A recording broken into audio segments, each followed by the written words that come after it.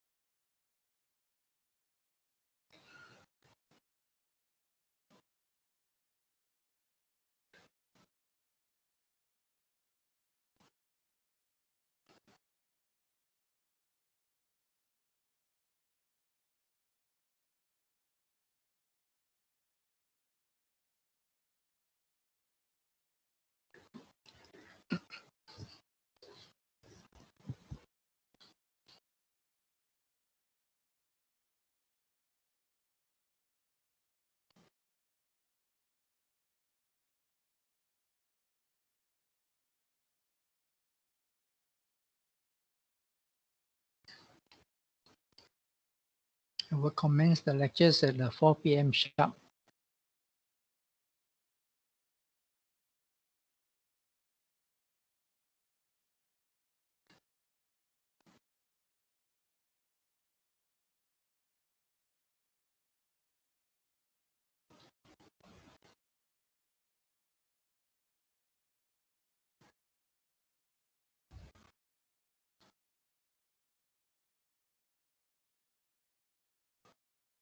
So can you all see the screen share again? Please feedback another time.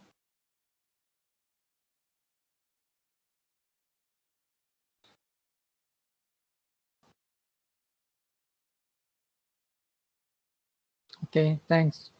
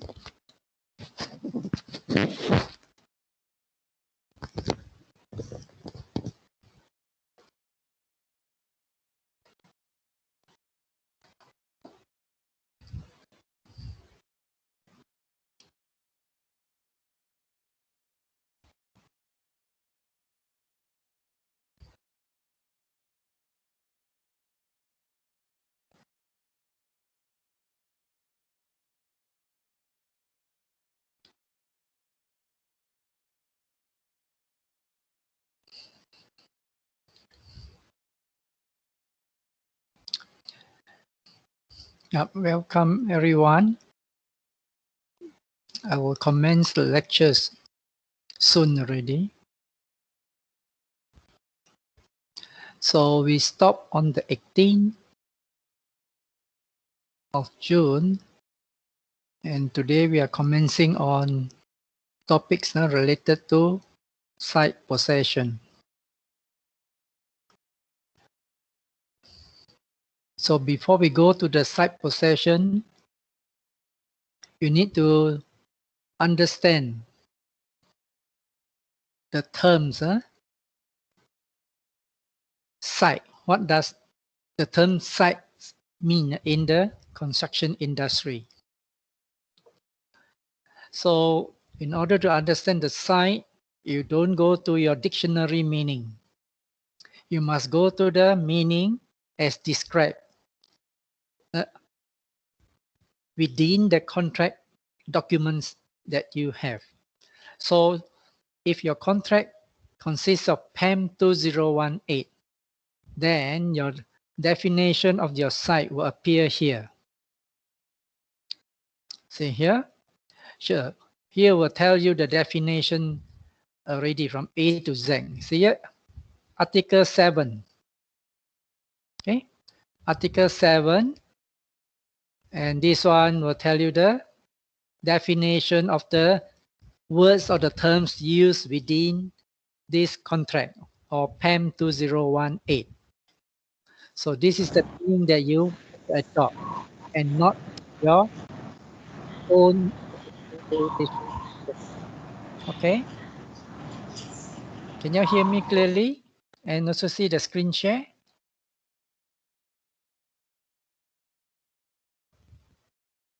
Okay.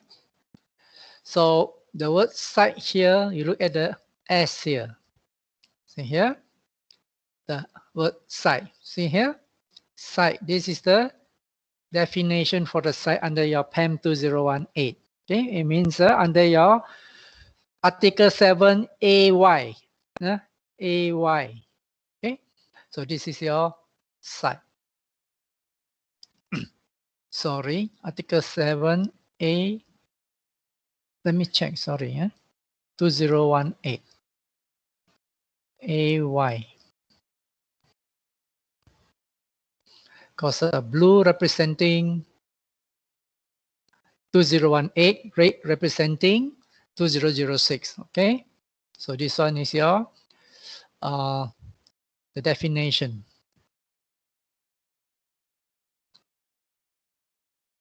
Okay, is AY. So sorry, this one need to change to AY.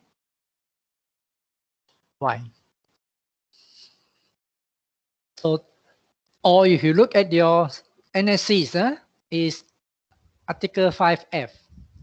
So this is the meaning of the term here, site here. Okay. So if you look at other document, that is your JKR or CIDB, this is the definition expressed in JKR under clause 1A and CIDB under clause 1.1. Since we are doing PAM, we just focus on this one. These are optional. Okay. This one is optional.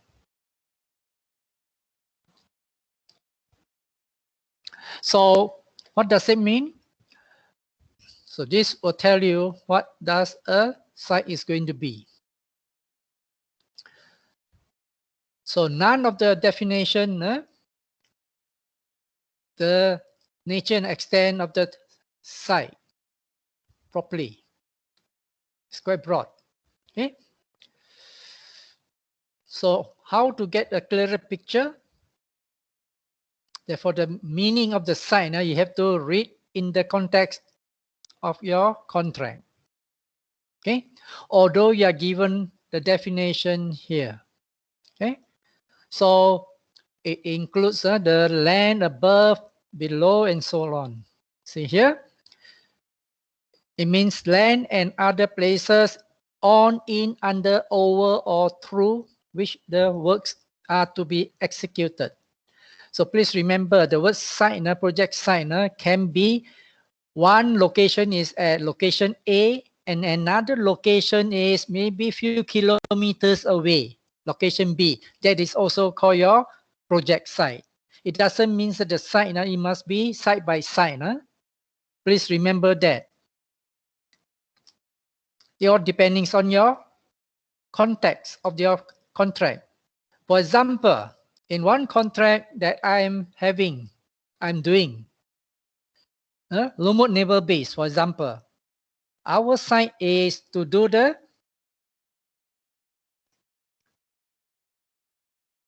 jetty plus the dockyard. So the site is near the shore, and another location for our site is in the middle of the river or sea to set up the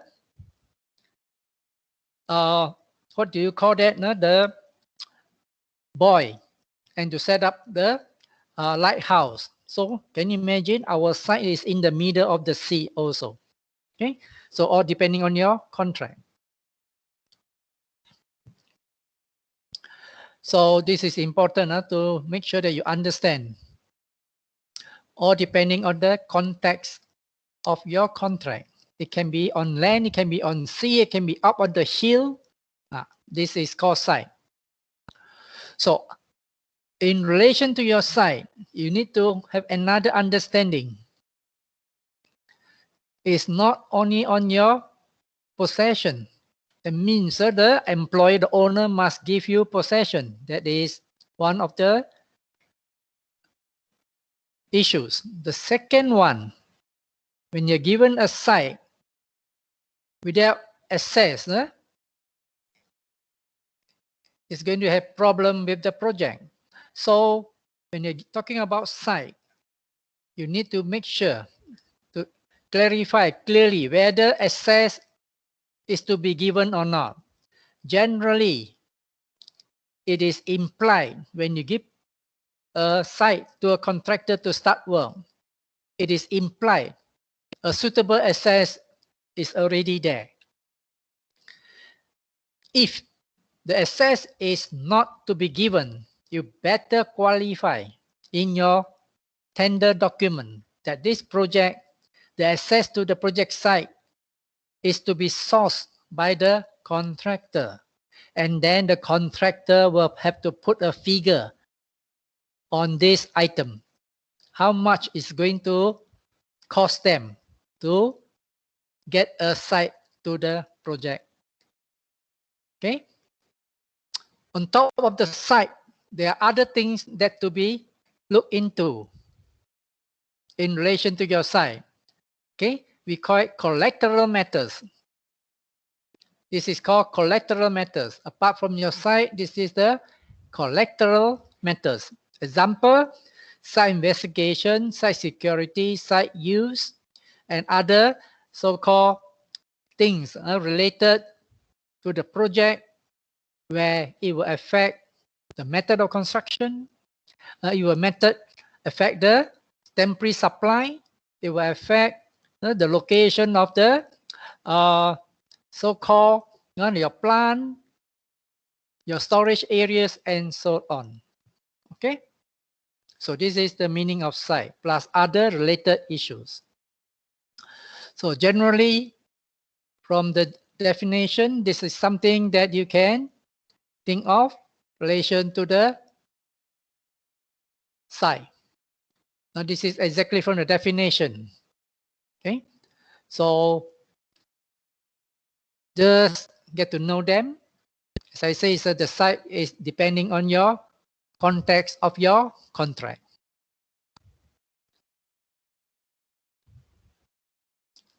So sometimes the term, the site may be of special significance as it may not be clear from the contract document. So this you better get it clarified if there are some doubts. Okay, especially in terms of the nature and extent, how much to be given before you can start work, and so on. If you don't get this clarified, then going to be big trouble. So these are the key things on top of the site by itself. the other related to it is the nature and the extent of the site to be given. Sometimes they have to give you fully, sometimes partially, or sometimes there are some limit or different time frame for the site to be handed over. So you better read your contract properly. So because of the scope and nature of work to be undertaken, it will be affected by the site that is going to be taken over by the contractor.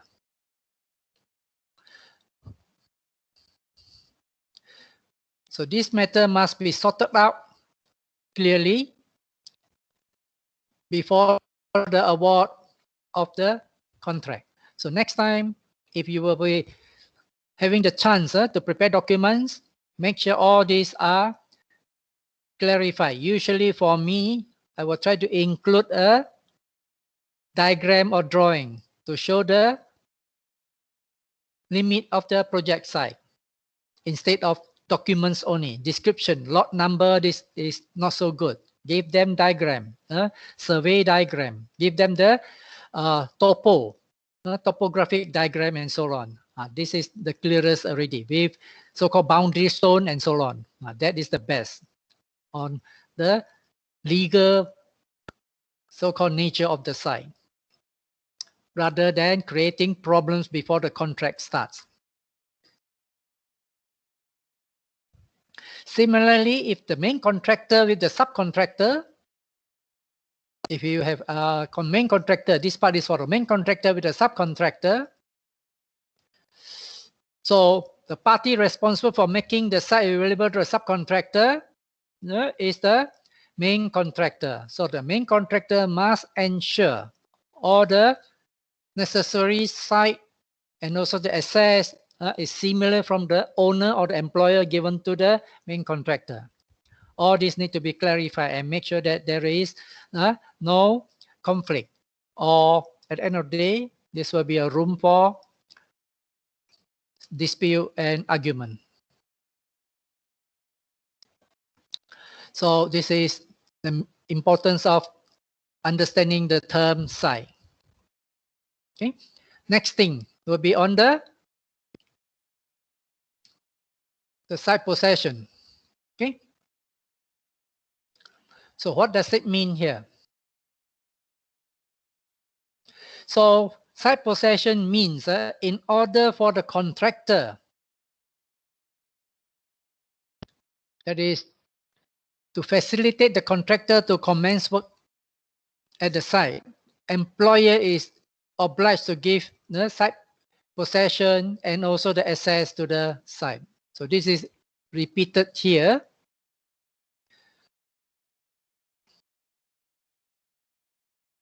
The legal support is from this case law, Cowell versus Roseau Racecourse. Okay, so this is the legal support to support our express definition. So if the express definition is there and is silent on certain things, the legal interpretation will take over. And the legal interpretation will mean you have to give the site to the contractor and also provide sufficient access. That is reasonable access is what we are looking here. Okay, reasonable access. If not, your handing over is defective, or you clarify that the access is not available. That is a different story, because sometimes contract it says that the site access is to be sourced by the contractor. Then the contractor will know what to do. Okay. So our contract PEM 2018, they have express clause covering so-called the site. Okay. A detailed analysis of which will usually be implied that contractor must be given site possession within reasonable time. Yeah, we need to understand this concept here, reasonable time.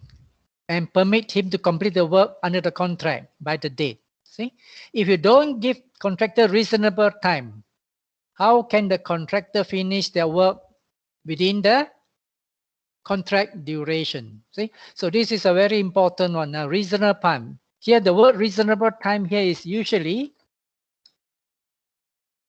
the possession are usually few days or even week before the commencement of work. So this is the important point. Now, reasonable time here usually is the judge to interpret. It will be few days or few weeks, depending on the nature of the project. Usually it's few days.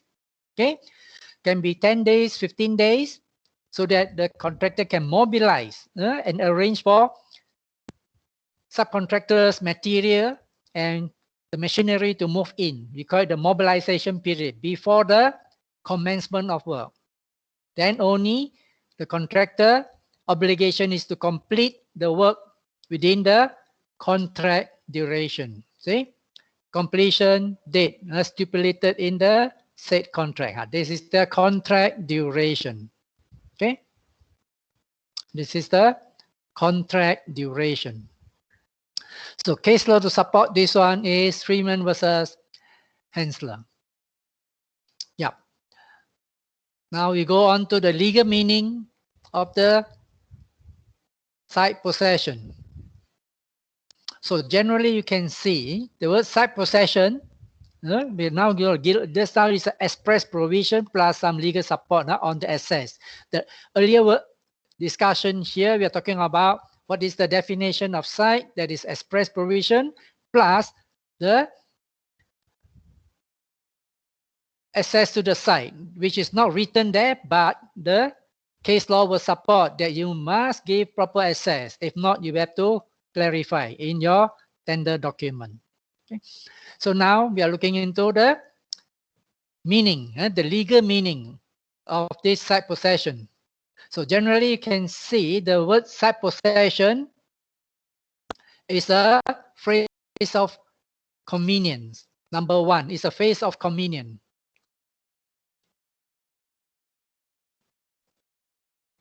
Number one, it is a phrase of convenience. And number two,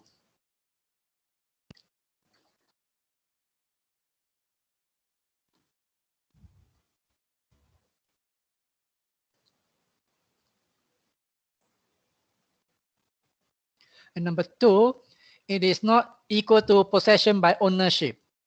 Okay.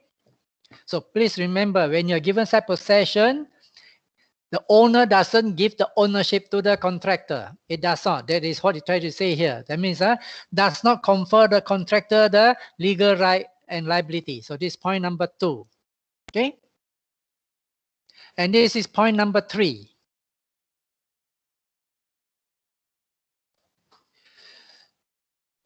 Site possession means what? Contractor is given a license but revocable by the employer at any time. That means that the contractor is given a license.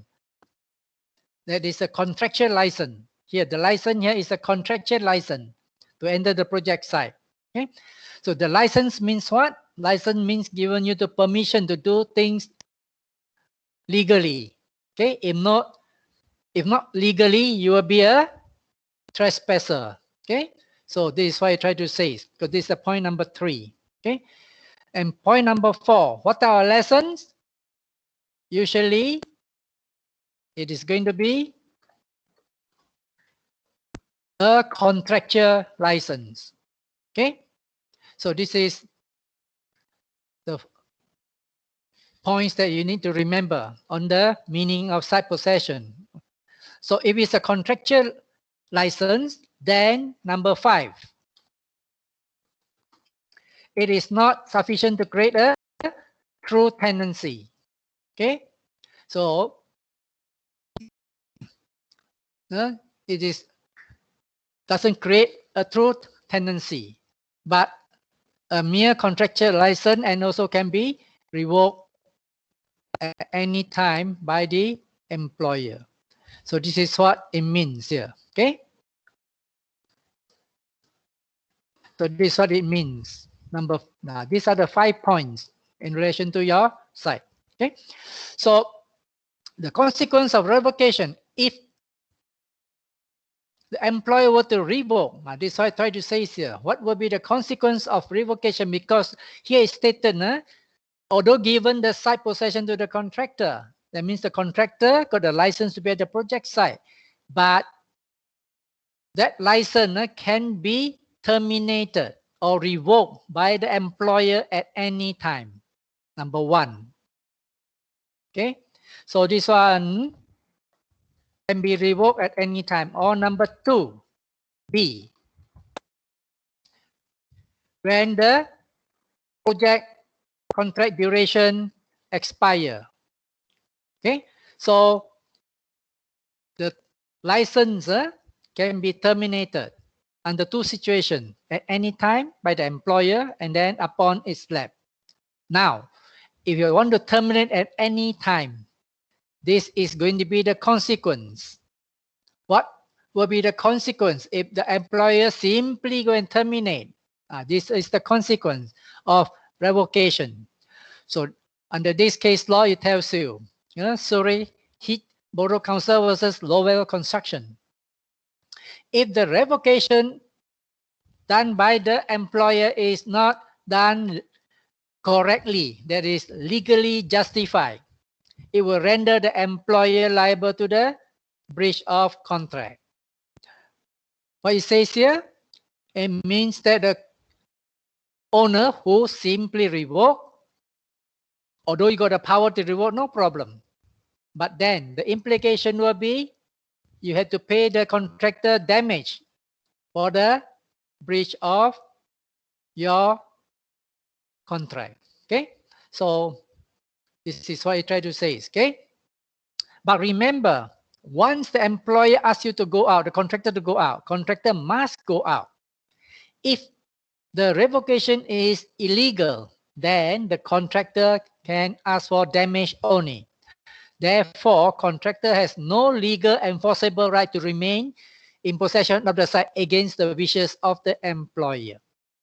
Can follow or not this argument? I repeat, employer will give site possession to the contractor. Point one. And then that license, that site possession, it means what? It means a license to the contractor. Okay? Site possession, it means giving the license to the contractor. It not amounts to ownership and so on. It doesn't amount to this. Okay? So it's a license. And the license, hotel license, is a contractual license. And that license, the contractual license, therefore, is not a true tenancy. If it's it is a contractual license, then it can be revoked by the employer at any time.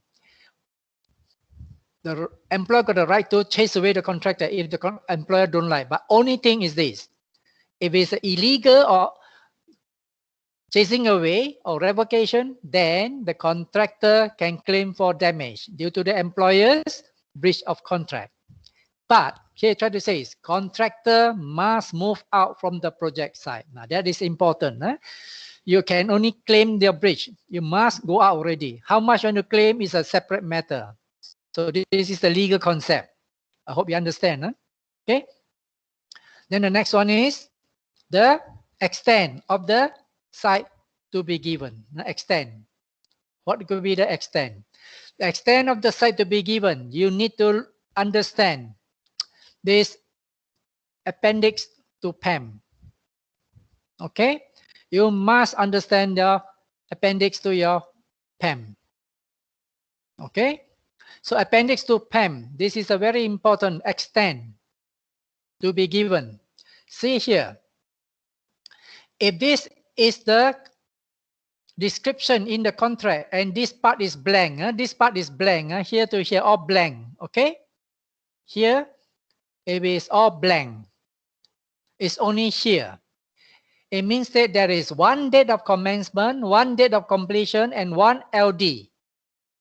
I repeat, if the contract is only date of commencement, date of completion, and liquidated damages, and then this one sectional completion is cancelled. This one is cancelled. Okay.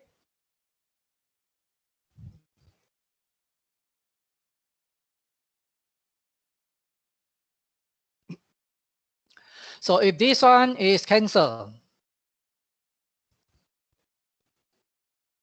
okay, that means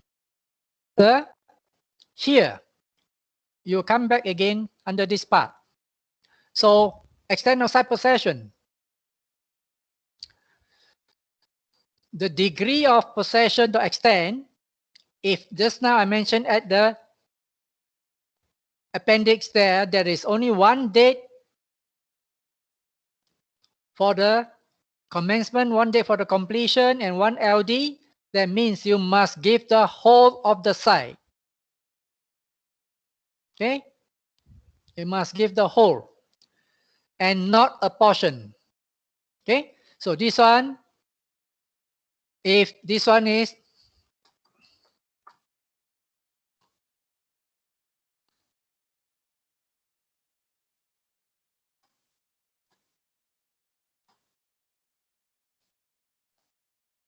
one commencement date, one completion date, and one LD applicable. Okay? Then you must give the whole of the site. If more than this, then you can give portion by portion. Are you clear? Okay. So if this is the case, this one,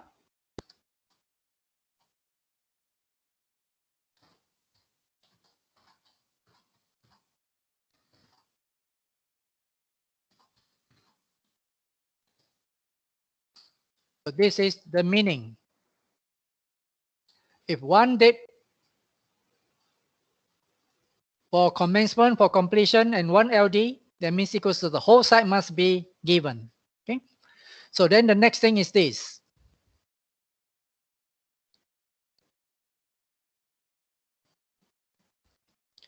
If there is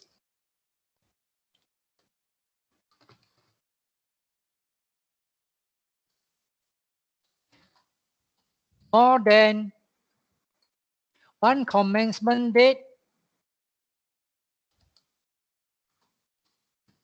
more than one completion date, and more than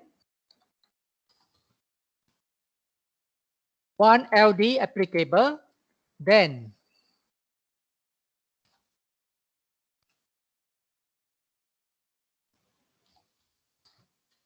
portion of the site to be given.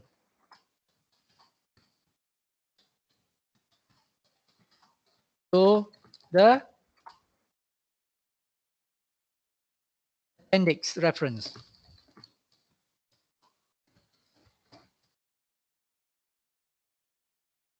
Are you clear?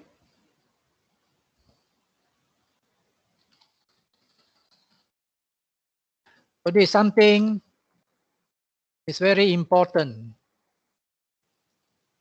Okay, so the degree of the possession to be given to the contractor depending on the type of wording at the appendix.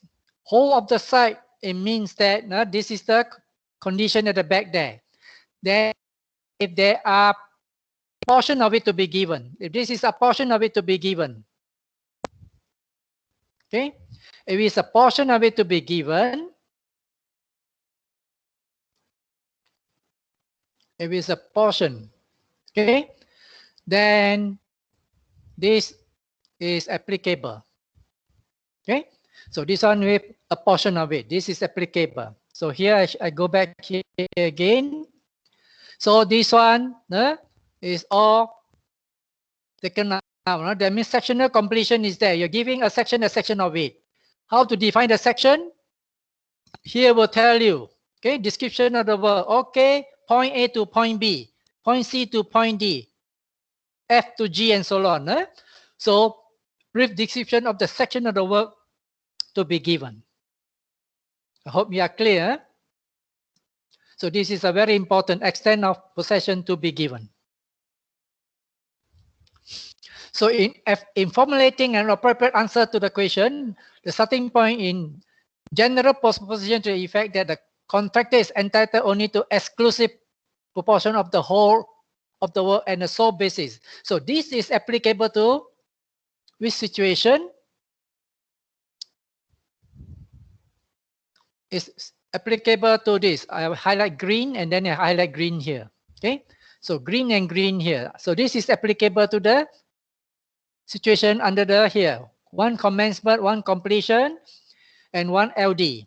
So this will be the London Borough Hounslow versus Twickenham Garden Development. So this is to support this express situation.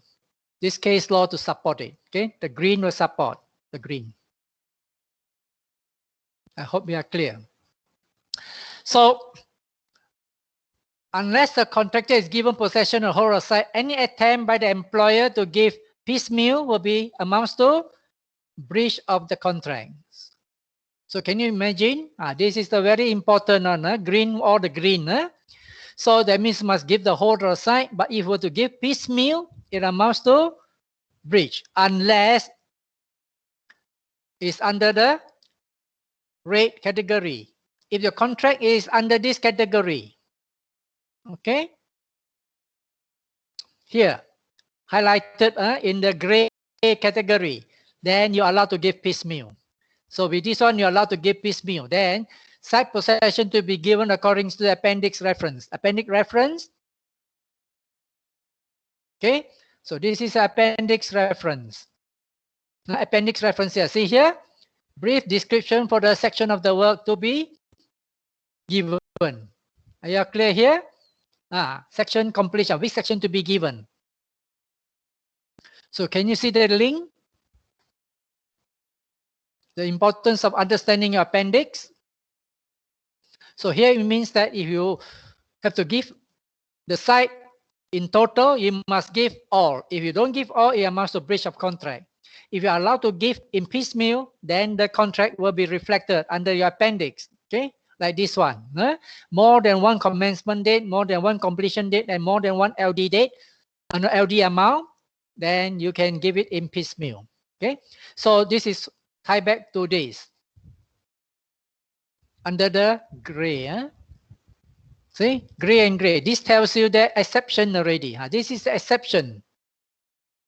Exception to what you can do. That means you can do piecemeal. Yeah. Denying the contractor exclusive possession of the site. So you are allowed to give piecemeal. Okay. So this one is allowed to give piecemeal. Okay. Yeah.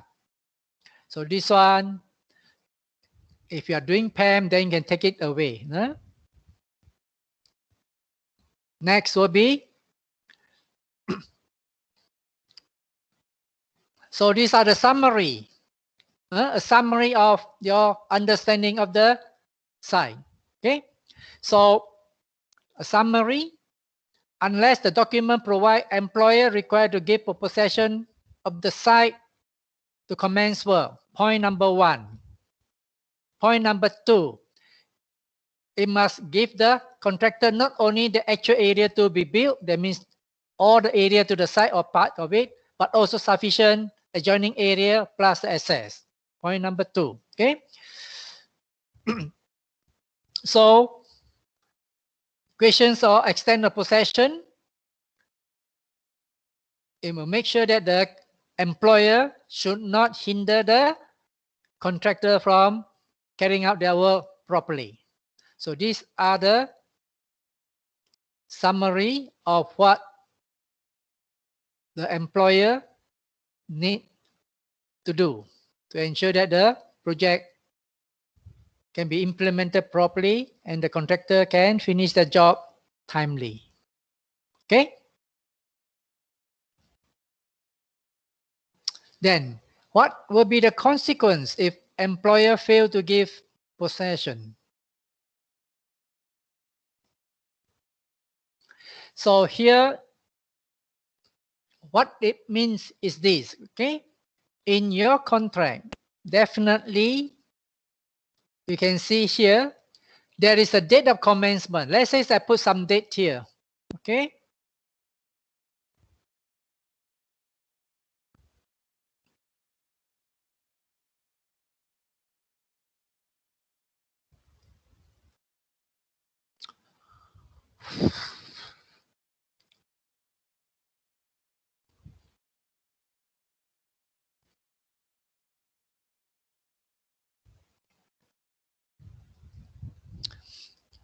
Okay, here I put some date, huh? Yeah. Let's say here is 15 July 2021. I mean, this is the commencement date, huh? Okay. Completion date. Okay. Let's say it's 14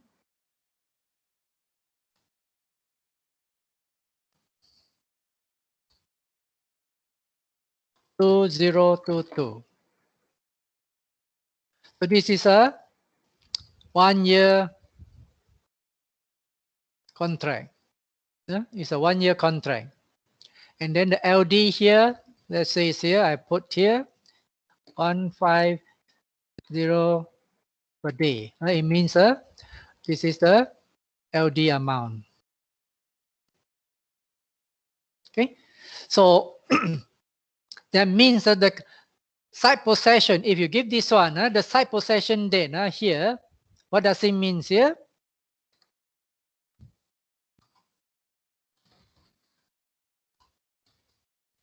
It's equals to, it must be earlier than 15. You cannot just give the contractor the commencement and the site possession same day. It's very unfair. Okay, usually how? It will be, let's say, 1st of your July 2021. You clear? So this one will be more reasonable. Site possession. So you got 15 days to mobilize. Okay? Are you clear? This is what they try to say here. Consequence, if employer fail to give site possession. If to give site possession, you must give reasonable time. If you didn't give, what will happen? Employer have problems to give site possession on the particular date mentioned. Let's say the date is stated just now is 15 here. See here, 15 July. And then now the employer got problem. So what will happen? Okay. So then, so this made, what causes it?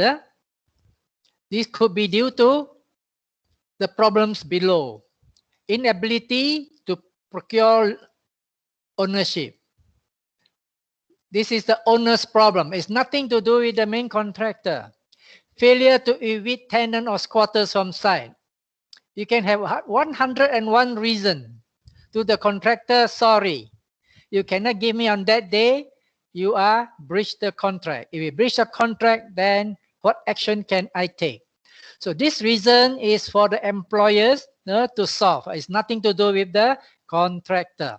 To the contractor, once I sign this contract with this date here, okay, I need to get the site around this date, 1st July.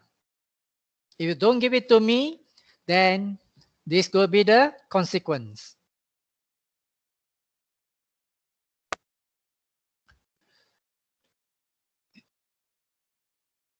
So this is the consequence of upon the employer. He nevertheless remains contractually obligated to the contractor to effect the same under the agreement, unless he can plead extenuating circumstances such as frustration physical or legal impossibility. Only this can be excusable. Apart from that, no excuse. So these are the special circumstances that allow the employer to so-called delay the handing over without much serious financial implication. If not, it's going to be serious financial implication. Okay, so in Malaysia, now we have a case law in Malaysia, Tan Hock Chan versus Khoo Teck Seng, 1980. What is our legal interpretation? Okay, so by this judge, Chan Min Tet, federal court judge, a very high position judge. So consequence of employer fail to give side possession. So this is the consequence. What does it mean here? It gives the contractor the right. The other party means the contractor, right to rescind the contract. Number one. Consequence number one. The other party means the contractor.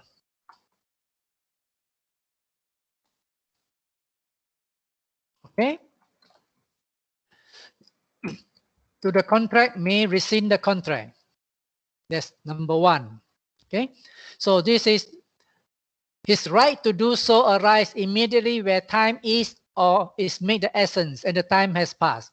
So point number two, when does the right comes about? Okay, basing on this, for example, here, set possession date is 1st July. It means that once the 1st July date is expired, chances are the contractor can terminate the contract. Rescind means end the contract. Rescind means end the contract. Okay, the word may rescind depending on the contractor. May, not say must. May rescind. So the contractor may terminate contract and then claim. Okay, when to do it? Right is arise when the time expire. Immediately, arise immediately when that time expire. So this is a important point you need to look into. Immediately. Let's say the date to hand over is the side possession you written there is 1st. Okay, then is after the 1st of July. The employer can be, the contract can be ended by the contractor. So this is the meaning, the terrible consequence. Okay, so this is the summary of what we have spoken on this issue. Okay, on employer failure to give contractor effective side possession. So this is what we have been discussing above. Okay, so first of all, it's a breach of contract. Then the contractor got the right to rescind immediately after the date expire. Okay, so the contractor will be entitled to damage for any loss suffered as the result of the breach. This is the contractor's right. Okay, unless the contract contains a term, unless there is such a term saying that, oh, this one you cannot simply terminate. Okay, this one unless it a term. So under your PAM, there is such a term. Okay, under PAM, there is such a term. So I show it to you under PAM. Why there's such a term? Look at clause 21.1. So you go back to 21.1. What is the significance of clause 21.1? See here? See here 21.1. Commencement of the work. See? So what does it say? The employer got the right to postpone or defer. Okay? So this is what is stated here. in the event there is a delay, okay? In the event there is a delay, okay? In the event there is a delay,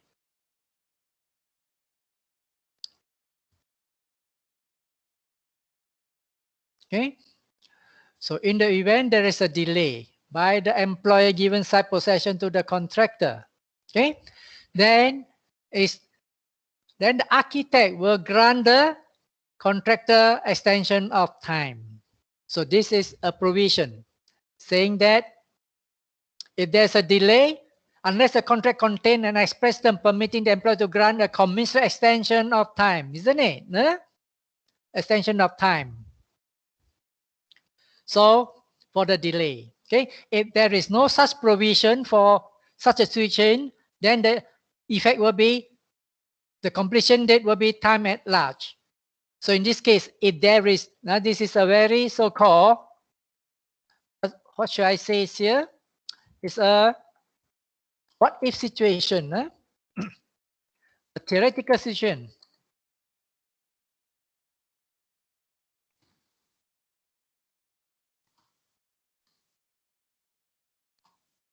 So this is a theoretical situation.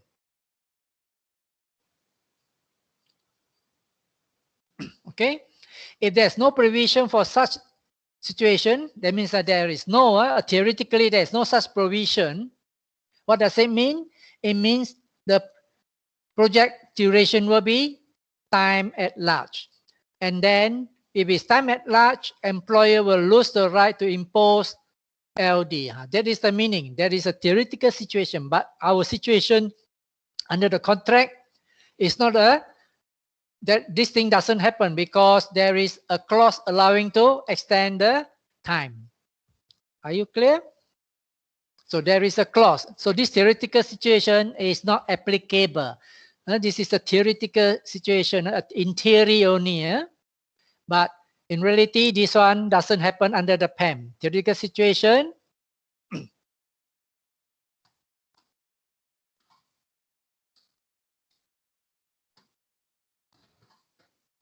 PEM 2018.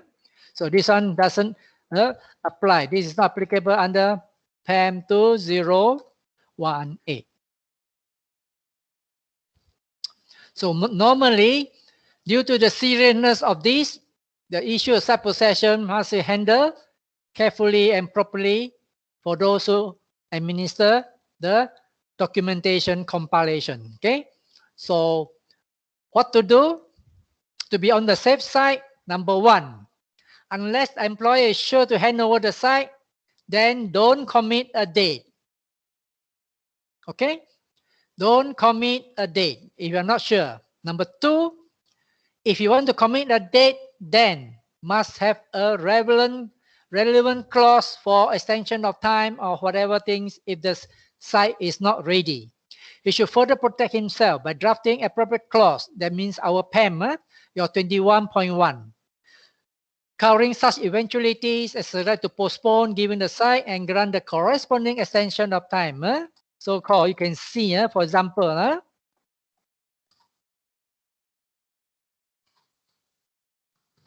21.1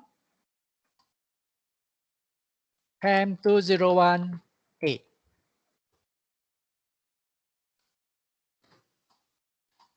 So are you clear? So this is how you understand this item here. Okay. So is it possible to defer or postpone possession of site? This is a very important question. So please understand there is a different meaning on the term defer.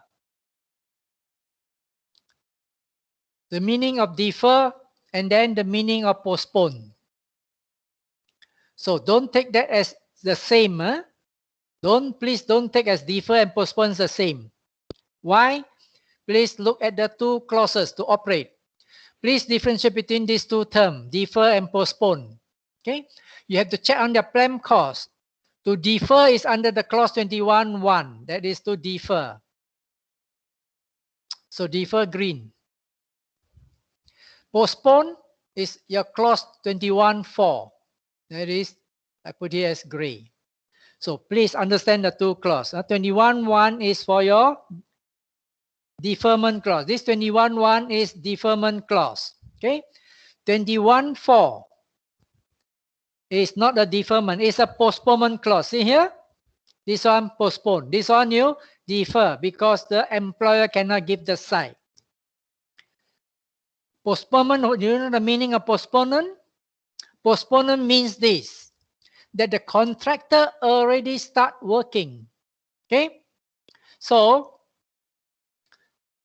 when you use the term postpone, it means that the contractor already start working and then somehow asked to stop the work or postpone the work. This is the meaning here.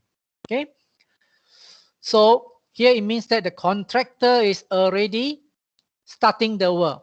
Here, 21.1, the contractor haven't stepped into the project. So, how to start work?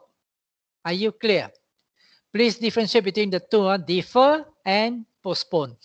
Defer here means contractor haven't even stepped into the site. Defer is haven't stepped to the site. Postpone is contractor already working at the project site. And then the architect issue an instruction to stop the work. That is called postponement or suspension. Okay? Yeah. So, employer may be compelled in certain situations to defer or to postpone. Okay, this one is to defer or to postpone the giving the possession of site. So there are two clause operational. Don't simply confuse that they are the same. They are not the same. Okay, to defer is green. To postpone, I use the word, I see here gray. Okay, yeah. Then the legal position, unless the contract expressly permit, the employer cannot defer or postpone. See, generally the rule is this: if there is no such clause in the contract, for example, not in PAM, in other contract, what does it mean? If there is no such clause, then you must give the site fully. Okay, the general position is this: unless the contract expressly permit employer, the employer cannot defer or postpone giving the possession to the contractor, nor give piecemeal possession. So it must be written very clearly that if you want to postpone, put in a clause. If there's no such thing, then you cannot. Okay, so this is the reason why the site possession is very important. Okay, yeah. So sometimes you find that such situation can happen at the project site or the compilation by so this is not uncommon for employer to include the properly drafted clause in the condition of contract. Let's say for your PAM, your clause 21.1, talking about so-called defer, so that the architect can give extension of time under 23.8G. Okay, and then to postpone under the 21.4, so that the architect can issue instruction to postpone or suspend the work. So this is very important. Then what will happen on the postponement or suspension? It means this: the contractor will be given appropriate extension of time under the relevant clause, and also to compensate for the loss and expense under the relevant clause. Okay, so these are important provisions. You are allowed to delay or postpone, never mind, but there are some financial implications. Okay, So here we come to a repeat of what we are learning on the above. Okay, so it must be affirmed that unless suitable provisions are included in the contract to cover eventuality, the employer exercise of the said option is rather limited and difficult at law. So what they try to say here is this: if the employer do not have all these so-called relevant contractual provision, the employer cannot defend himself or herself. Okay, difficult to be tenable at law. That means you cannot run away. Okay, yeah. So included this one, the site possession, you have your access to the site. Under the access to the site, you need to give proper access because they are linked. Okay, so once you give the site possession, you must give a proper access unless you qualify in your document that the access is to be taken up by the contractor. Okay, so this is a very important point. Okay,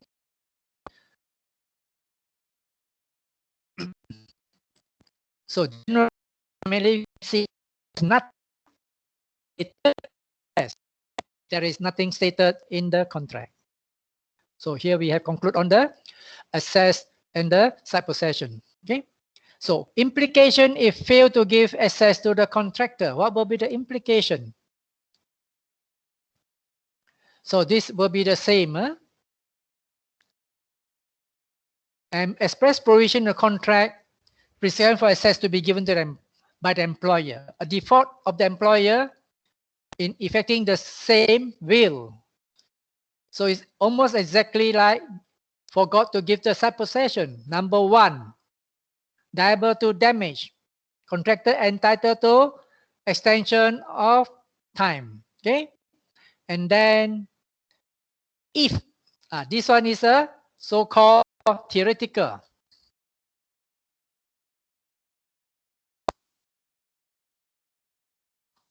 Okay, theoretical situation. If there's no express provision, that's if theoretically if there's no such express provision, then the time will be at large. Time to be at large. Time to be at large, I will cover in one of the tutorial on the meaning of time at large. Okay, so it means that the project will be to complete at the reasonable time, and then the LD cannot be imposed already. Employer rights to impose this one cannot be effective anymore. Okay, this is the implication. Time at large, legal and damages is no more effective.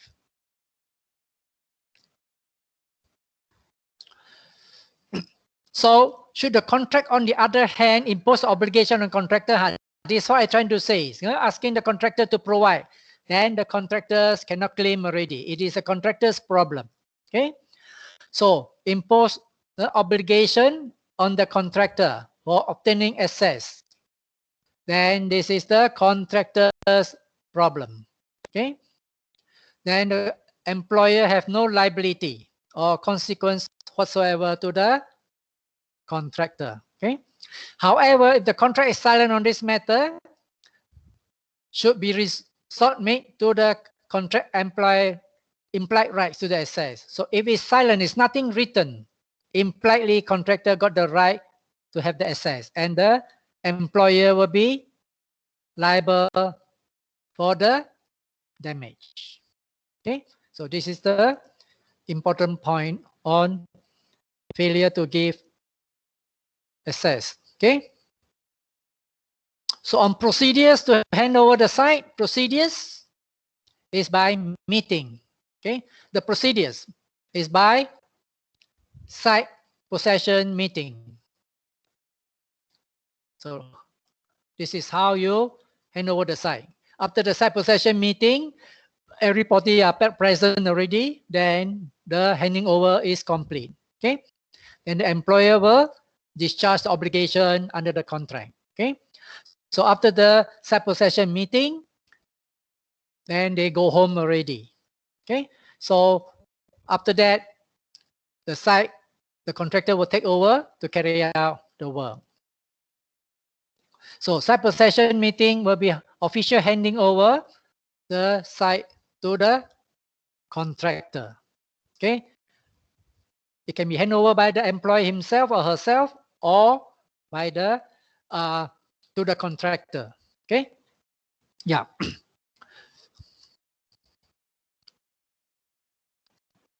So usually this one is minuted, and then we'll send to everybody as for record purpose. Okay, so with that we come and end to this topic. We take a 5 minutes break. So we'll continue. Okay.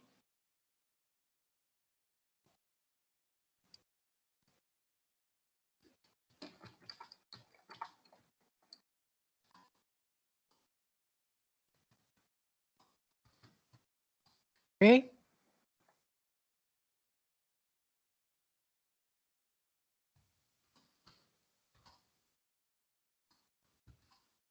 From so-called 50.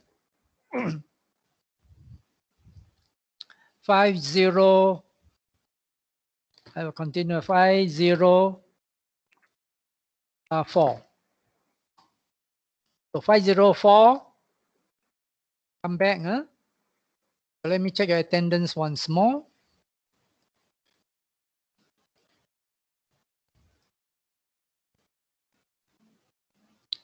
Still one absent. Okay.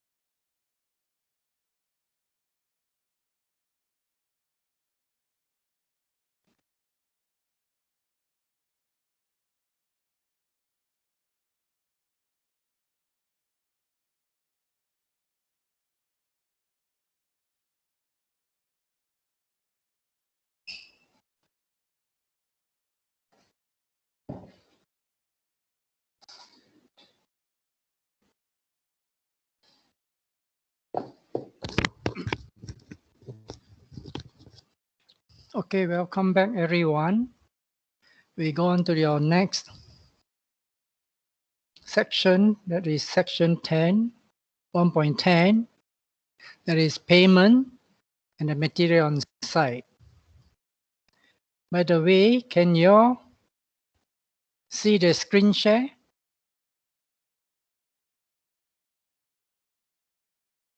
Can see the screen share, please? Someone reply. Yes, sir. Okay, thanks a lot. Huh?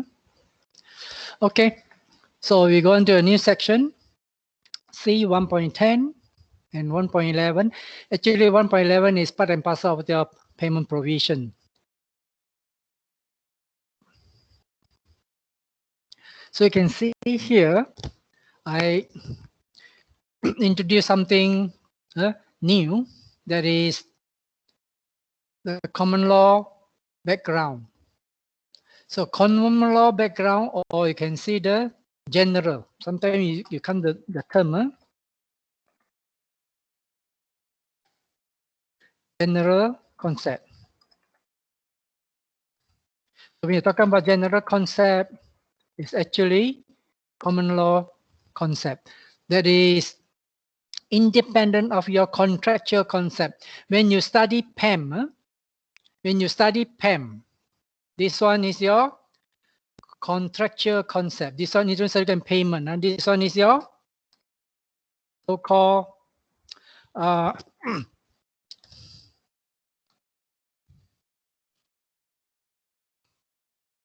contractual.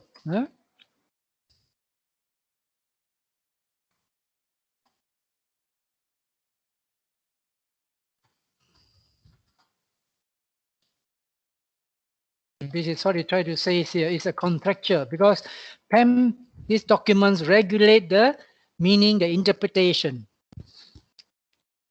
The interpretation is provided if there's any dispute, the court or the common law or general section will take over. So this one is a very specific.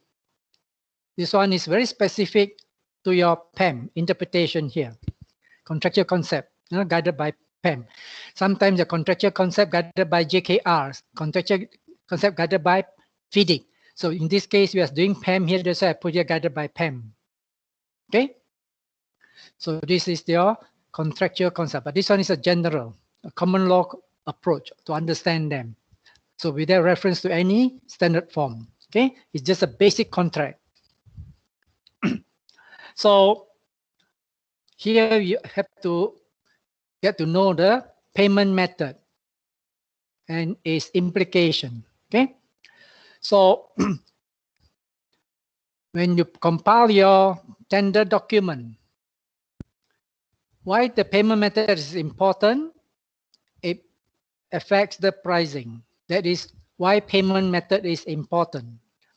If a contract is compiled saying that the contractor will receive the money at the end of the project after the CPC, then the contractor will only have to think about how to finance a project from the beginning of the site possession until completion of the bidding. Then only get the money. So the contractor had to think about the financing cost involved and the financing institute to be involved. If no, you cannot finish the project. So if a contract having, let's say, monthly interim payment, then the pricing will be different. So please remember that. That is the principle behind it. Payment method has a impact on pricing. Okay. So that means it will have a profound effect on the tender price. So the payment method will have a profound effect on the tender price. I think this is basic. Okay. So example, let's say for example, you only can get payment, then you better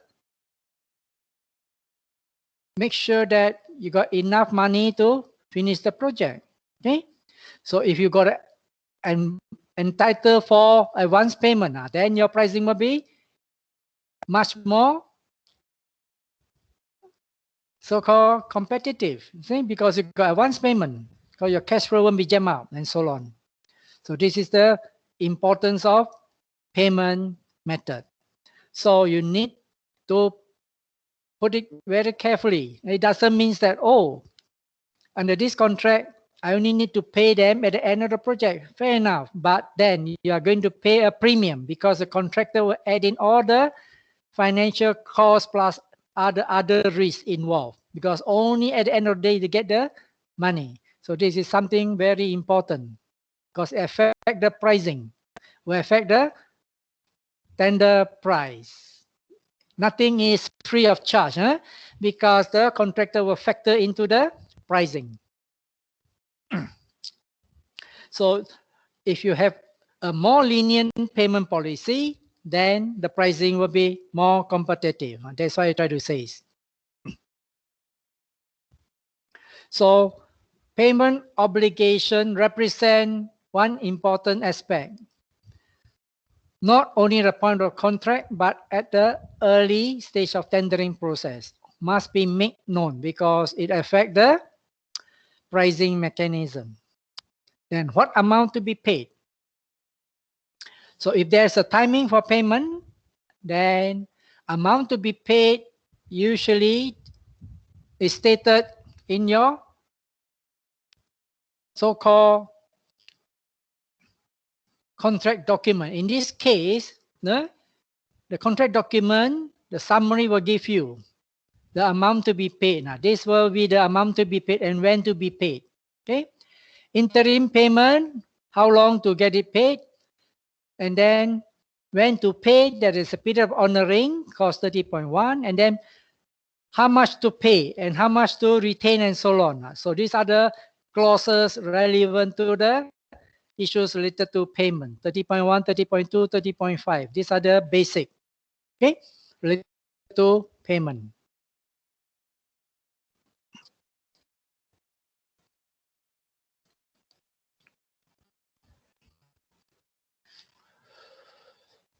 So more often than not, there will be a process of computing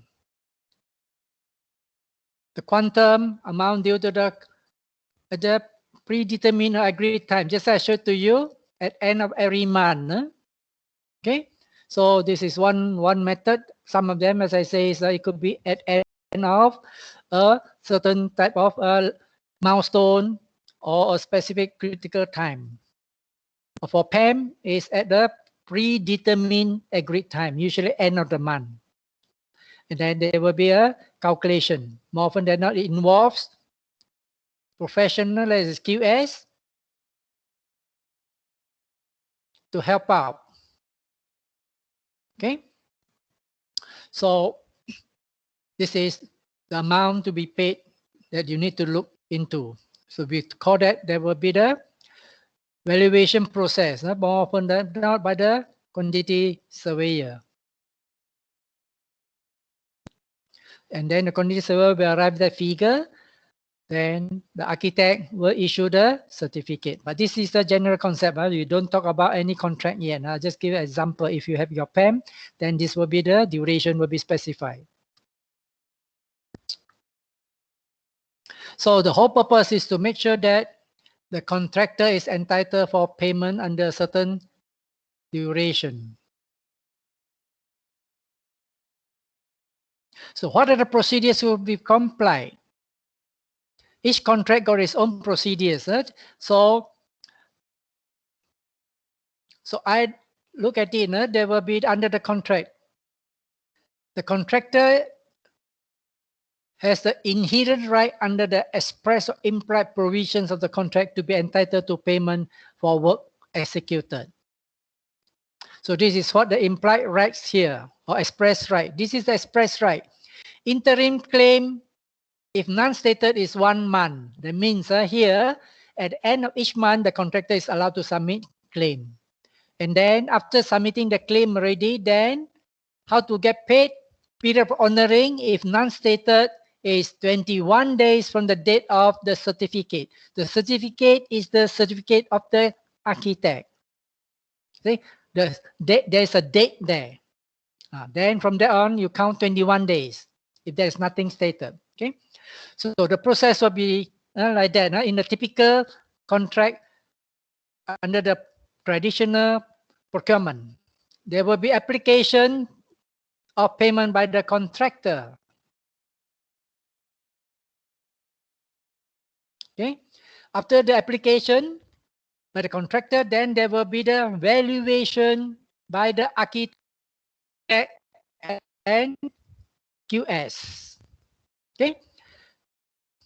Then there will be the certification procedures. It will be by the architect. And then the architect will present the certificate to the employer. This will be the architect again. Okay. Then the employer will honor order for the payment. So these are the steps involved. Okay. Under the payment procedure,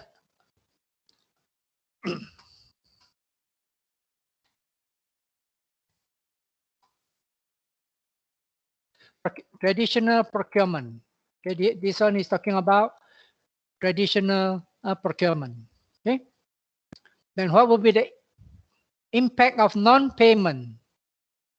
What happens if it's not paid by the employer? If there is an honoring period. Okay.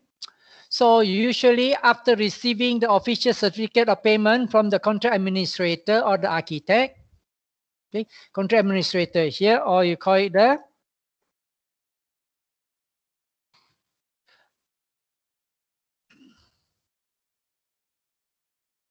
dishonor, that is under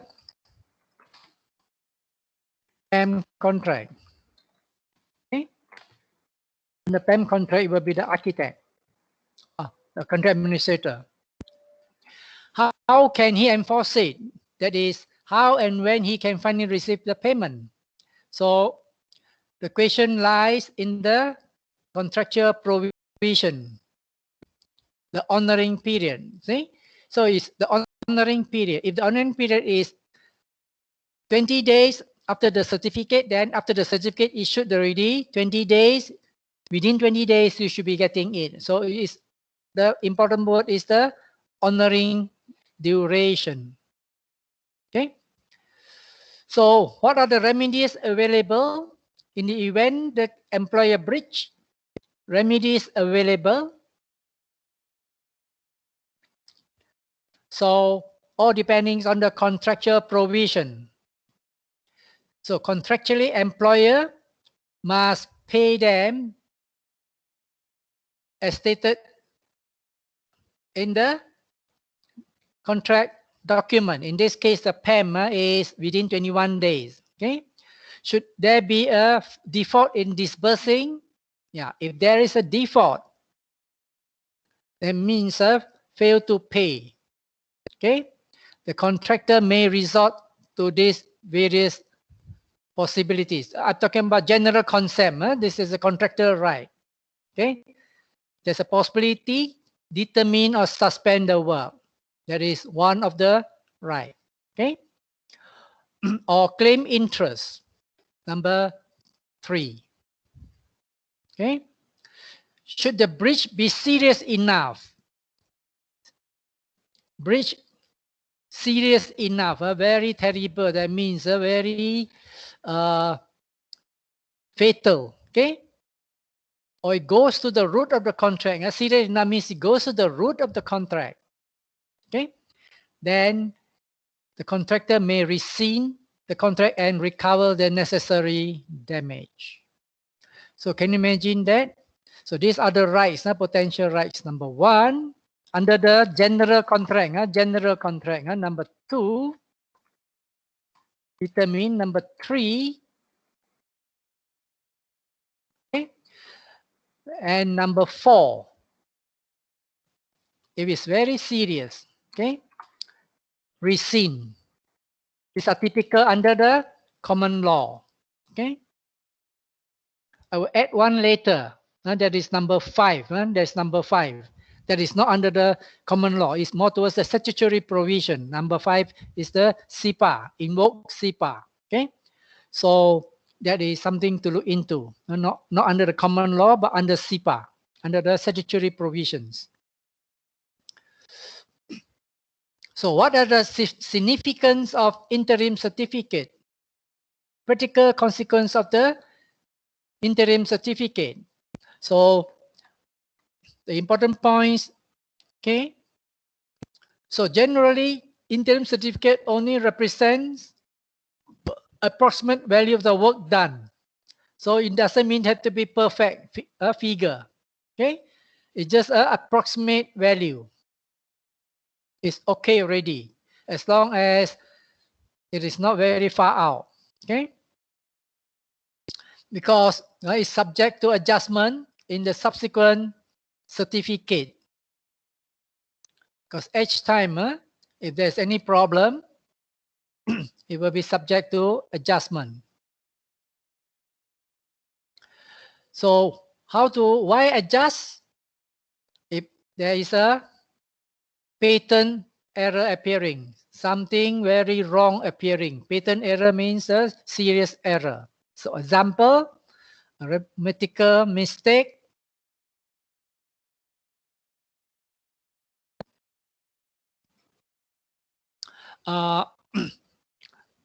items not authorized,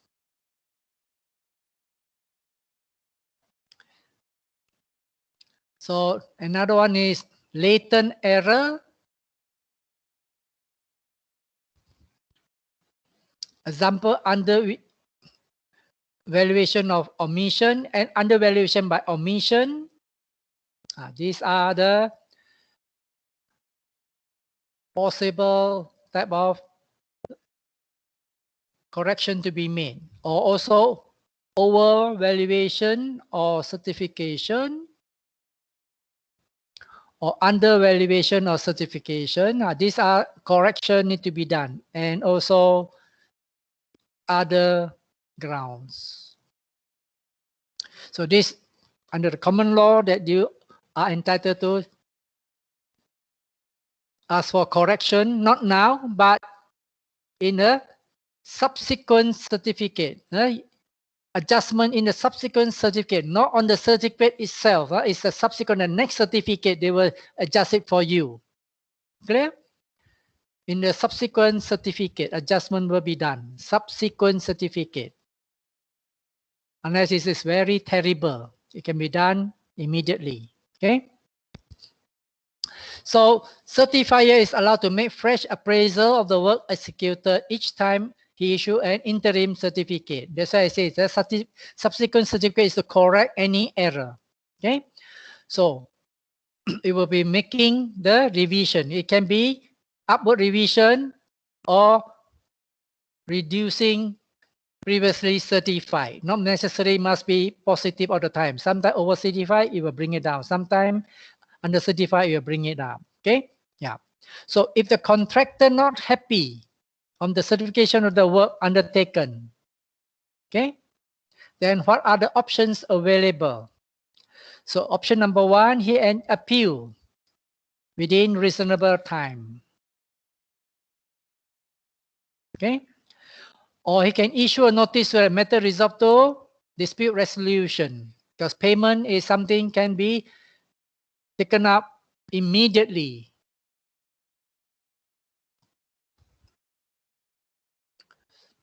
Okay? If the certifier not act the appeal within reasonable time,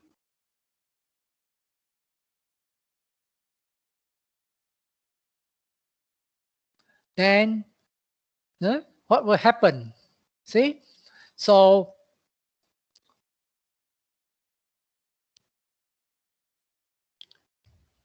or you can reject if it persistent undervalue or under certify. So these are the things that can make the things are very bad. Okay? Evidence of improper interference or fraud. So these are the correction need to be done immediately. Okay? Or you may proceed to rescind the contract on ground of repudiation of the employer. That means employer's fatal flaw or fault. Okay? So this is the common law implication on the impact of non-payment and so on. Okay. So the first two alternatives here are common law, common avenue, sorry. The first two. The rest are more drastic. Usually you wouldn't use that method. Okay. So these are the, you go for dispute resolution if this thing happen. Okay. If such a situation were to happen. That is A, B, C, D, E, sorry.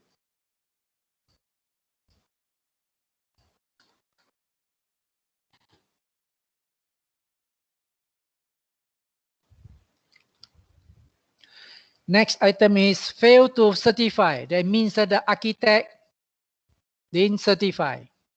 So what will happen? What will be the implication?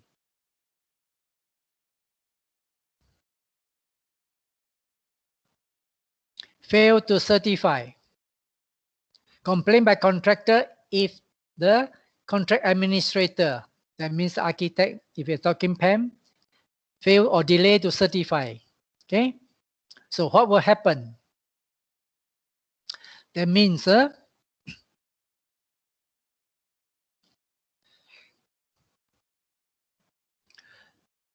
it will be subject to this. Liable for any ensuing consequence, because if it can be proven, okay, where there is a design collusion or inadvertence.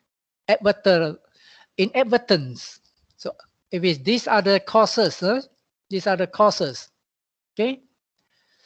So if this is due to design, collusion with the employer, or inadvertence means something equals to overlook. Okay, even you overlook, inadvertence, you overlook, then employers will be at fault under the contract. If it's at fault under the contract, then what will happen? This will happen. See here? This will happen. That means that this will happen. Suspension. Okay? So this will happen. Suspension, determination, interest, if it's serious, can rescind the contract, means terminate the contract. I hope you are clear on this. Okay, there is an ensuing consequence. Okay, so what are the ensuing consequence? I'll bring it down for you. So these are the ensuing consequence.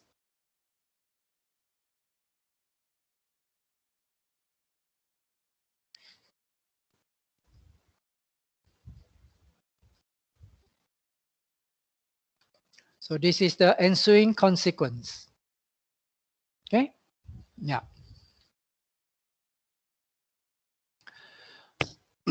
Impact due to delay. Just now, no, didn't pay a delay in certifying. Fail, just now is fail to certify. No? Now delay, just now is fail. Okay. So now impact due to delay in certifying. Okay. So this one is delay.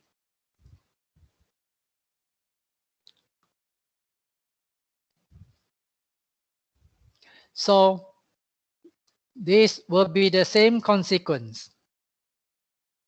Okay.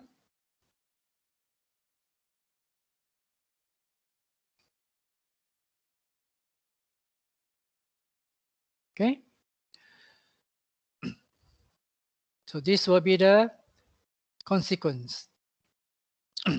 So due to the delay by the certifier. So it is the default of the employer because the contractor do not have enough money. Okay, if it's due to delay. Okay, so The certifier is deemed a delayed certification when he does not issue relevant certificate by the due date.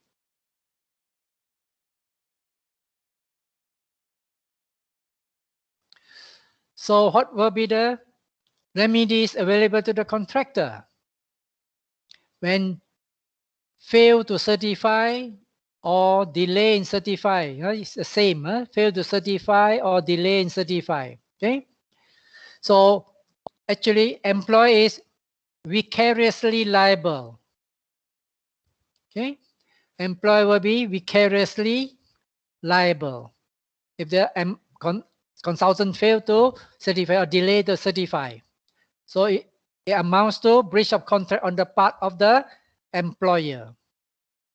So it doesn't mean you can get away. See? So then the contractor entitled to relevant common law and express contractual provision. Contractor will be entitled to this. Okay?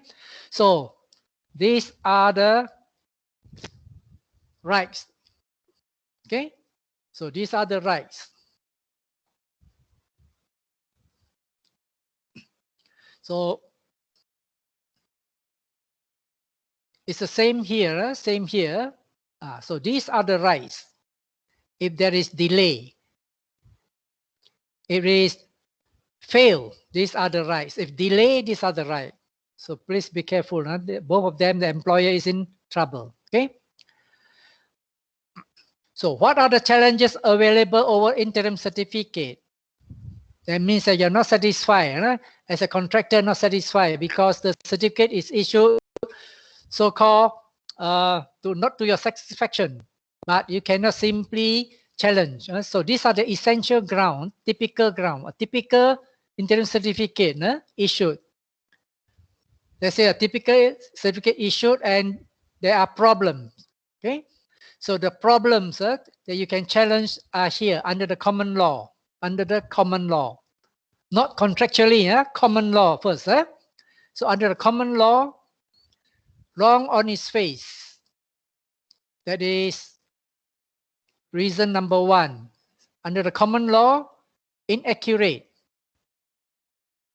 That you can use this ground to go for correction. If you are not happy, then not in the correct form. Okay, you can challenge. Then the certificate need to be reissued by unauthorized person. Okay, not in the authorized manner. Certificate not given on time. So these are the common law ground. Certifier acting outer vires. That means the architect outside the power. Ultra vires. Certificate subject to improper influence or pressure. If we can prove, these are the ground that the certificate need to be revised or reissued. Fraud, collusion between certifier and the relevant party. Okay, dishonesty, concealment, and something illegal done by the contractor. So these are the ground that the employer or the contractor can challenge the certificate and then had to be revised by the contract administrator. Okay, so what are the practical considerations on the certificate? So challenge a typical interim certificate on the identity of the party itself. So you don't simply challenge, you look into the issues and the party involved. Okay, so for the employer, his challenge may be, this is on the employer partner. If you are the employer, then this will be what will happen. Okay, you refuse to honor the certificate or you delay the payment. This is what the employer will do. This is what the employer will do. Okay, so these are the consideration. For the contractor, they will go for other solution as I stated above. Okay, now for the contractor, should the contractor seek on the entitlement? So this now we are talking on the contractor. Okay, Should the contractor seek the necessary entitlement of the certificate in question, employer may raise so-called this one or refer to the arbitration.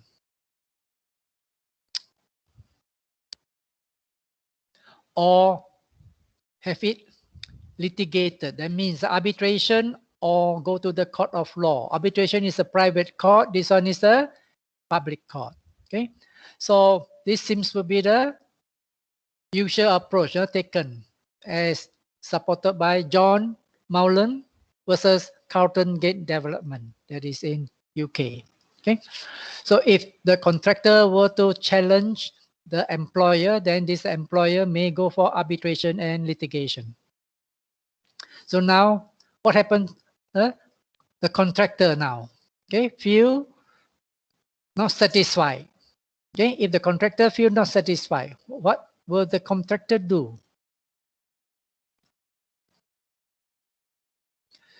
Refer it to the contract administrator for the relevant grounds for challenging. That's number one.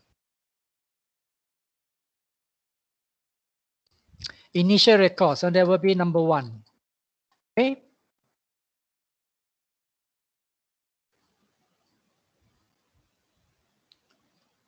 So then this one number two. So number one will be referred to the contract administrator for grounds and also justification. Ask them for reason. If cannot already, then number two, fail to respond. If the owner fail to respond, then it will be challenge the certificate to arbitration or the court. Okay, so this is what the contractor will do, and it is what the employer will do. Okay, notwithstanding the identity of the party or the forum selected to have adjudicated, that's why this is the onus is on the challenger to prove the case on the balance of probability to have the success. So who wants to claim have to provide all the evidence. Okay, the type of quality of the evidence is on the balance of probability. That is on the lower standard, on the balance of probability. Then if you think that you can, then you take out the case. If you cannot prove, don't waste your time and money. This one had to be gone to the lawyer. Okay, so this is a very important point. That is a common law concept. Okay, so we take few minutes break.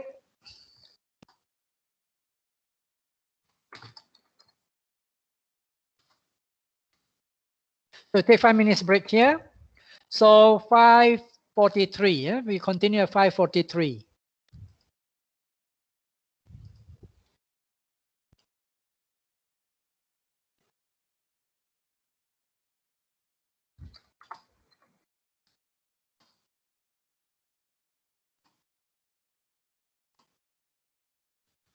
Okay.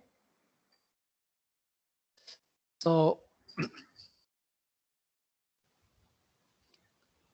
5:43. Yes. We'll continue. I'll take a few minutes break. I'll continue the lectures on this particular session.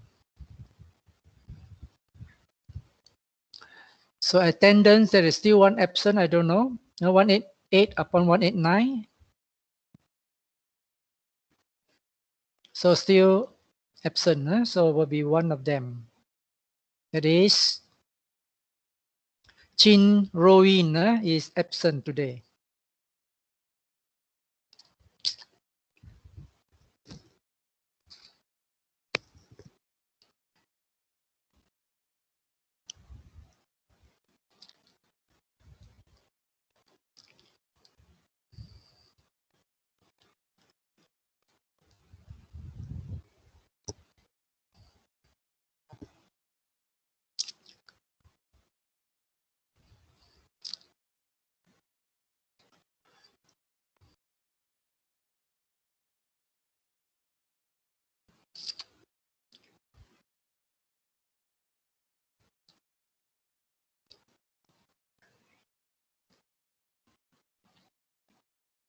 Wrong attendance date. Silver Lake. 18. Oh, sorry. Sorry. It's 22.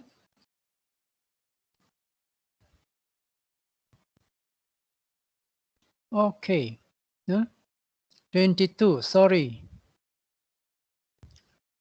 Let me check the attendance event.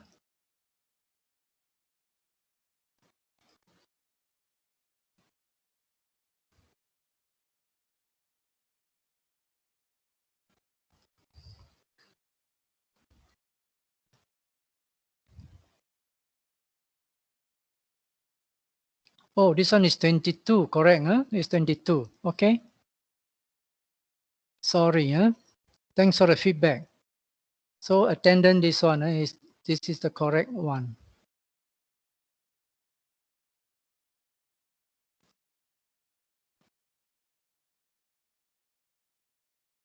$22. Okay. Yeah. So we have 182 upon 189. Sorry. So 7 of your absent. 7. Sorry. One is Lau Connie. Second one is Lo Ki Chong. Third one is Lo Li Si. Okay. Then, yeah.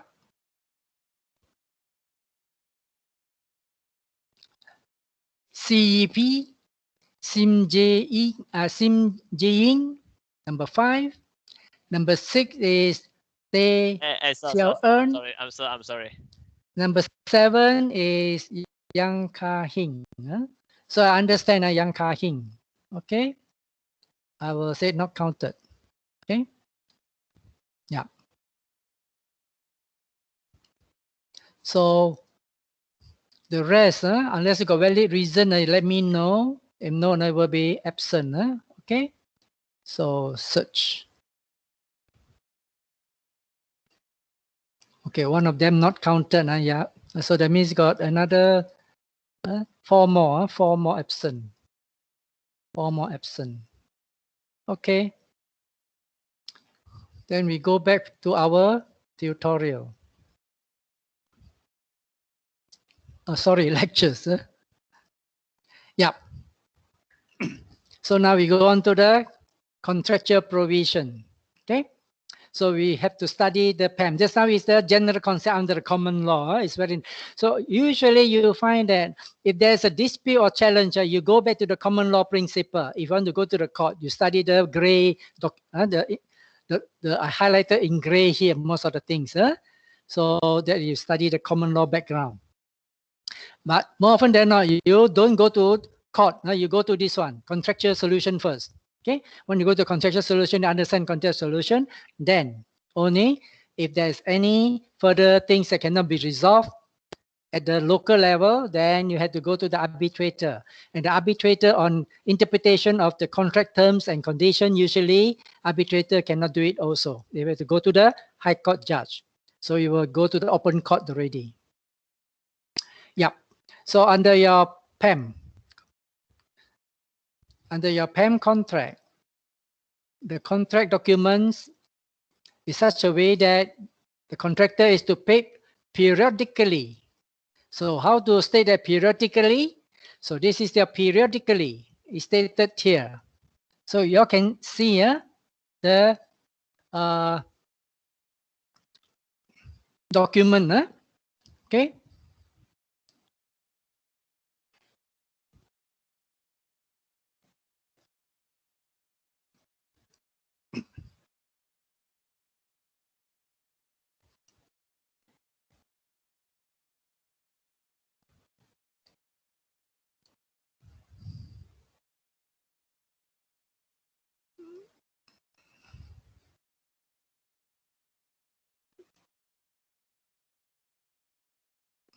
Okay. So you can see from here,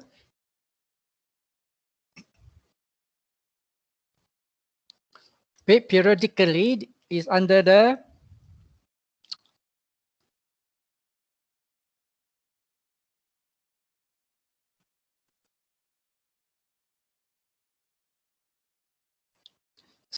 Screen share? Can you please feedback? Can you see the screen share? Okay. Oh, later. So that means is mark, not mark yet, and later. Okay. After say I go back again. No, there is your earn.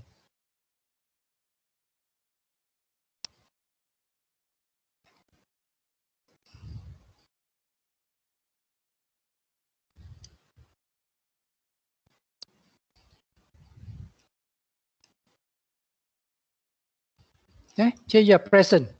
You are present. Okay. Yeah. So you can see here. This is the clause there on the payment terms and condition.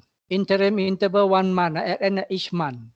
And then to honor is 21 days from the certificate of the architect.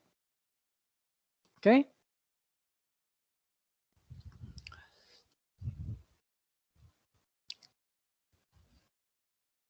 So this one will be the healthy and consistent disbursement of monetary by the employer. So you can see the contractor will price it more reasonably because there is a periodic disbursement of the money by the employer. Okay. So now how to get paid? Payment to be initiated. This is the first step. What to do? Relevant procedures under must be followed. The word is must be followed. Okay. So under the clause must be followed. If you didn't follow, your payment claim will be rejected. It won't be processed at all. So it must be followed. Clause 30. And this is your clause 30. And the clause 30 is a master clause. Where clause 30 got how many sub-clauses? Your 30.1 to 30.17. But in relation to payment, these other 30.1 to 30.9 is in relation to payment. Okay. The other one is other matter. Okay, on the final account and other things. So on payment, you must be familiar 30.1 to 30.9. Okay, so this is important area. Okay, so involving the application, contractor to apply, and then the QS architect to do the valuation, architect to do the certification, honoring, and disbursement of payment will be by the employer. So I put it here. Okay, application is by contractor. Contractor do all the compilation. Valuation is by so-called QS from the employer and contractor. Okay, so this one valuation, QS, employer QS and contractor QS will do the site they're going to do the valuation. Certification. Oh, valuation. Yeah, after this agreed already, then the certification will be by the architect. Honoring and disbursement of payment involved will be the employer owner.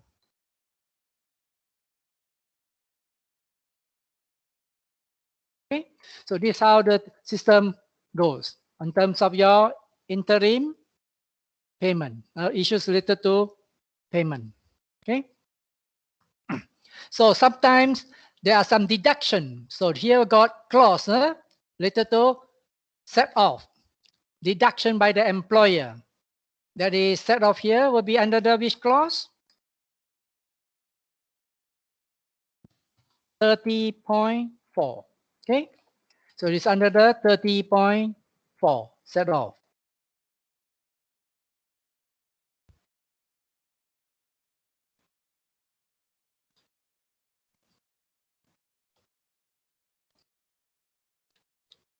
Or deduct from monies owed to the contractor. Okay, so What are the deduction? Retention sum.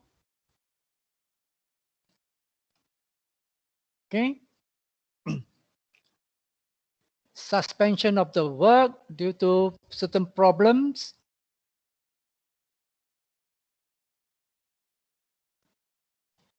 So these are the things that certain adjustment to be done. Okay. So set off or deduct from monies owed to the contractor.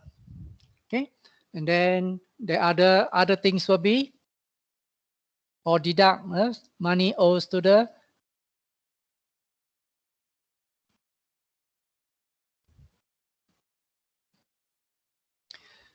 employer under clause 34 or deduct. So retention sum, final account partner certificate, and so on. So these are the issues related to the payment. What are things to be adjusted? What are things need to look into? So deduct money owed to the contractor. So these are the example, especially retention sum. Okay, it's the usual one that is deductible. But others, interest, there's a possibility. Okay, so these one are other issues. So is motorist retention sum, deduct money owed to the contractor. So these are the things that is withhold or what.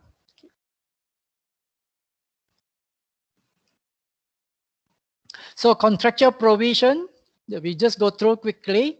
No? And then we call it a day. Then after that, no, the, Friday we will continue. But for those tutorial, there will be one group this week only. I think it's group 7. Okay. So contractual provisions on payment is clause 30. I did mention earlier already. So you have to focus on which clause related to payment. So these are the clauses related to payment. Okay, so how to apply? That is just now the procedures on the payment, and then after that, evaluation by the QS and the contractor's QS. Then after that, issue the certificate. Okay, so the architect certificate is more towards the issuing of the certificate. So in the certificate, if there's any error, then how to correct, when to correct. So if there's anything to be deducted or set up by an employer, how to do it. So on the retention sum, how to do it. Okay. So these are the issues that you need to look into. Okay. On top of that, on this payment, you look into the application, valuation, certification, then honoring the payment. This under the 30.1. And then other things will be on the adjustment and so on. Again, when to issue and so on. Okay. So these are the important clauses that you have to remember on how to apply. Not just remember the clause only, on when to apply, how to apply the relevant clause and sub clauses. Okay. So with that, I will put something here.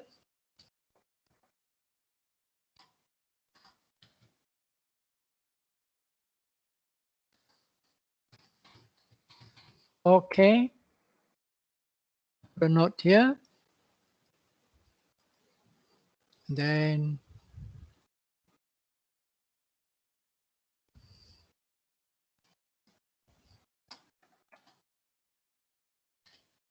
okay. So we'll save this one up. Then cross-check your attendance. I hope I can save it out under the here. I'll download. This is under the Microsoft team. Okay. EBQ 4734.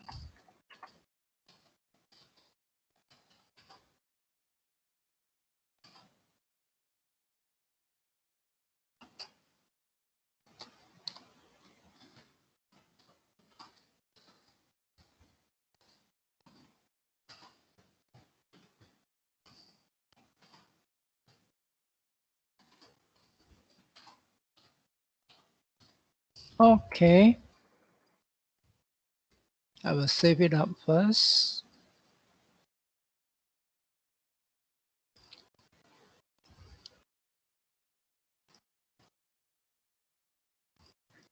Let me do the adjustment.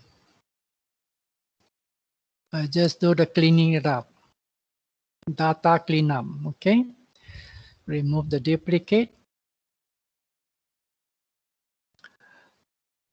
Oh, something wrong. Huh? So this is incomplete. Huh? So it's useless. See, you only have 130. 130, because 132 minus 2, 130, which you are 180 something. Something is wrong here. Never mind.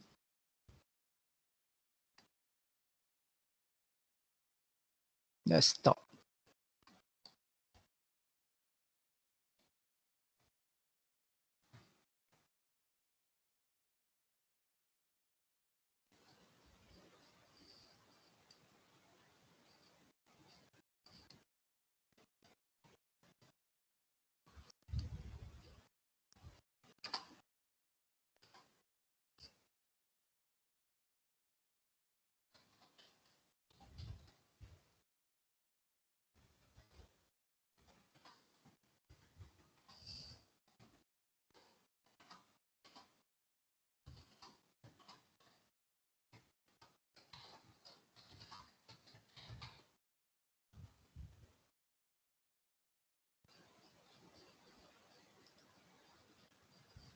Okay.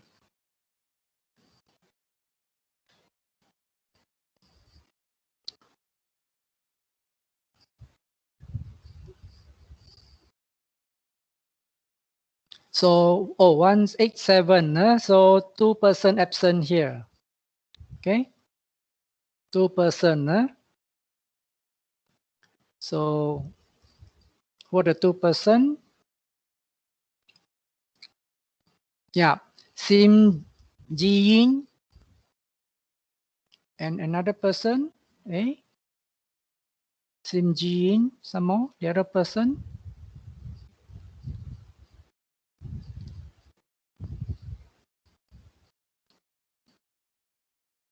Oh, one is not counted, yeah. So it's correct. One person only. Absent. Yeah, this one is not counted.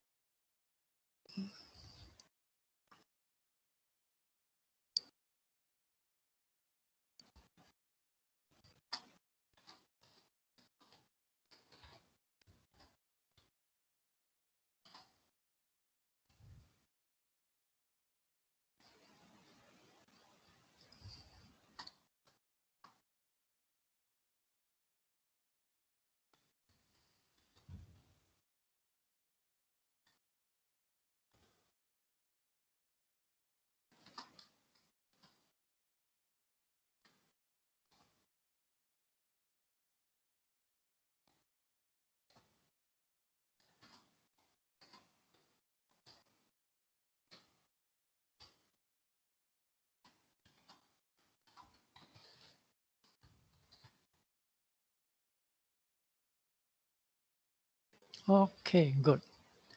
So with that, we end our sessions. Okay. Yeah. Oh, Xin EP. Let me check. Let me check. Xin EP.